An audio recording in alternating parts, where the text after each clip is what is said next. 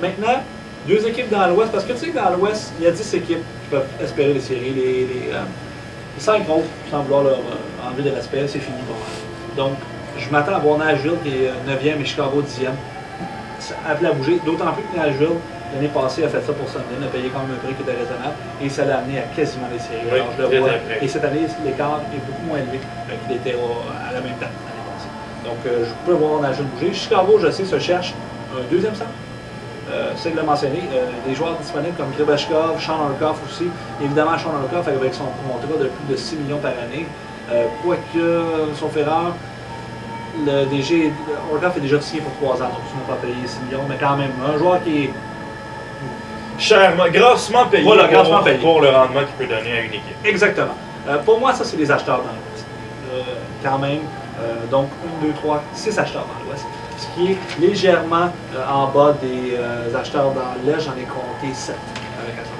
Mais vois-tu, Chap, il y a une équipe qui ne figure pas parmi la liste des acheteurs qui, je croyais, se serait ventilée étant donné qu'il est leader de division. C'est ton équipe. Qui l'eût cru? Mais le Wild du Minnesota, une équipe d'expansion, mène devant les Flames de Calgary, devant les Canucks de Vancouver, deux équipes qui ont été des séries depuis plusieurs saisons. C'est quand même très surprenant. L'équipe Cendrillon de l'heure dans la Money League. Je suis quand même surpris de les voir dans les acheteurs. Je crois que tu te places dans les indécis. Oui, je ne suis pas dans les acheteurs, je suis dans les indécis. Oui, c'est ça. Je place Minnesota dans les indécis parce qu'actuellement, je vais être vraiment bien franc avec toi. Toute l'année, hein, j'entends parler, je suis tellement heureux d'être là, c'est inespéré. C'est beaucoup de travail, mais je suis rendu là. Par contre, depuis quelques parties, relâche-moi. Et là, j'ai peur. Je suis honnête, j'ai peur de ne pas faire les séries. Alors à ce moment-là, je sais que Calgary va venir me rejoindre, mais ça fait quand même pas loin 40 matchs leader de division. Juste ça pour moi, c'est bon. C'est ma coupe cette année. Maintenant, je ne suis pas prêt à sacrifier ma jeunesse pour une année. Donc je me suis mis dans les indécis. S'il y a une bonne offre disponible, je suis prêt à payer quand même, on s'entend. Mais je suis pas prêt à donner un choix première ronde avec un bon espoir ou peu importe. Un gros paquet. Là. Non, ça c'est certain. Un Lidstrom ne serait pas dans tes plans. Non, Lidstrom ne sera pas au Minnesota cette année, à moins que finalement il se ramasse dans une bande de bourrins, ce qui m'étonnerait quand même énormément. Alors non. Minnesota, j'ai déjà fait des échanges avec Whitney, Adrian Aucoin, que je suis allé chercher dernièrement.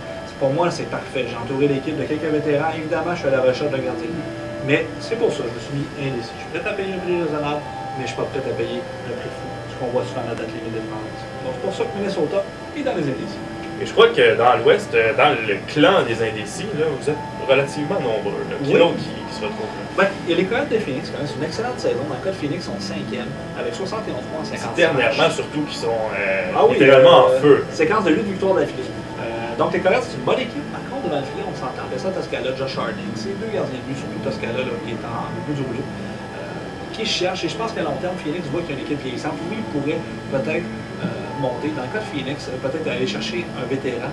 Mais le directeur général, c'est peut-être une petite critique que je vais apporter parce que c'est un directeur général que j'ai bien aimé lors des 3 ou même voire 4 premières années dans la Ligue. Mais cette année-là, John, je vais te dire, je suis déçu des Coyotes de Phoenix. Et pas de leur performance parce qu'ils vont mieux. Du directeur général, pas parce qu'il a fait des mauvais échanges, parce qu'on ne le voit pas assez. Je fais un appel, honnêtement, j'aimerais qu'il participe plus. C'est un bon ami justement de Vancouver. Les deux, c'est des très bons directeurs généraux. Mais dans le cas de Phoenix, je ne comprends pas parce que Vancouver participe encore. Mais son ami semble moins suivre et son équipe, ça paraît, commence à vieillir un peu. Des joueurs comme Dimitra, Edjouk, Samsonov, Derek Morris, Jovanovski. On voit que quelques joueurs, il y a une belle relève. Mais je pense que le directeur général n'est pas assez présent pour tenter peut-être un grand coup, peu importe. Il semble être heureux, écrit quelque peu, mais je ne suis pas convaincu du coup. Ben, c'est sûr qu'avec des gardiens de but c'est vraiment une lourde responsabilité pour eux de les mener loin en série avec les chiffres qu'ils ont. Oui, exactement. Puis je te parlais de son ami, Vancouver. Dans le cas des Canucks de Vancouver, au début de l'année, on a fait une petite bande de liquidation. Pas une bande de feu quand même, pour regarder des éléments, mais là on l'a vu. Shane Doan, Marcus Stafford, qui était le capitaine depuis le début, la première partie de la saison 1, quitte. Alors là, on voit Vancouver échange, mais oh, attention, Vancouver connaît du succès. Il ne fait pas nécessairement plaisir, je l'ai dit en passant. Bon gars, le Martin, rien contre lui. Par contre, j'espère faire les séries. On ne lui souhaite pas tant de chance que ça. Mais 63 points en 57 matchs. Quand même, son équipe fait un peu mieux derrière moi. Ça reste une formation qui est solide. Enfin, son Cam Ward est numéro 1. Dans son cas, je le mets ici. Moi, je pense que Vancouver, normalement, bon, je pourrais dire son gars a tendance à dire qu'il est vendeur.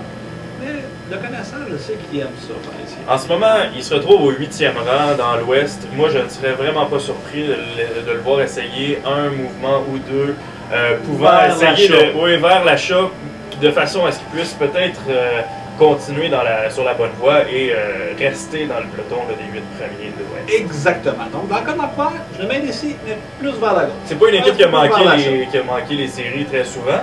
Martin pourra peut-être nous confirmer sur le forum, mais je ne pense pas que Vancouver a déjà manqué les séries. Donc, mais là, j'avance ça. Je suis pas certain que ça pourrait lui faire vraiment plaisir de les manquer cette année. Non, C'est exactement, pourquoi je ça le verrais peut-être changer. Non, c'est un léger qui est fier, puis Oui, compétitif. il veut les séries. OK. Ensuite, les Sharks de San Jose. Si les Stars de Dallas sont la surprise encore une fois cette année, les Sharks sont sans aucun doute la déception. Oui, sans aucun doute. Une équipe bourrée de talent. Malheureusement, se retrouve au bas du classement. Ah, et quand on dit au bas, là, c'est très bas. L'équipe a 2 victoires d'affilée. C'est vraiment, je pense, le moment fort de la saison que c'est 2 victoires collées. Parce que dans le cas des Sharks, ils ont 12 victoires cette année en temps réglementaire. Alors, ça fait dur. Et c'est pas vraiment à cause du directeur général, parce qu'il y a une bonne formation. Mais peut-être un manque de chimie, la façon qu'il est peut-être trop joueur robuste dans sa formation, trop de pénalités copées. Je sais pas. Mais actuellement, là, on a déjà procédé à une certaine liquidation. Là. Oui.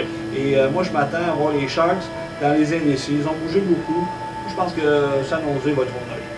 Oui, il devrait rester au neutre. C'est Calme. peut-être une saison qui était oubliée, mais écoute, si l'an passé, tu as terminé avec quoi? 9 victoires en temps réglementaire? Moi, oui. 9 victoires et cette année, tu es leader de division. Je serais pas surpris quand même les Sharks de dire oui, d'accord, une saison à oublier. Mais revenir en force l'année prochaine. Elle est derrière nous, mais l'année prochaine, Avec par peut-être un exemple, Taylor Hall en plus. quelque chose là, qui pourrait donner beaucoup de punch. Ah oui, ça c'est certain. Et l'autre directeur général, je le mets un peu dans la même catégorie, pas dans les déceptions, mais dans le sens que, pour moi, va être au neutre, c'est les Blues de Saint-Louis. J'en parlais justement tantôt avec Jerry en coulisses, on en parlait un peu comme quoi que, dans son cas, au directeur général Fox, il a fait ses mouvements, il en a fait beaucoup. Oui. J'aime ça. Des bons vétérans qu'il amène. Je trouve ça bien. Sans trop sacrifier les joueurs, entre guillemets, là, majeurs là, de son club. Là. Ceux à qui Il veut bâtir à long terme, oui, exactement. Là, avec son fameux les Stars.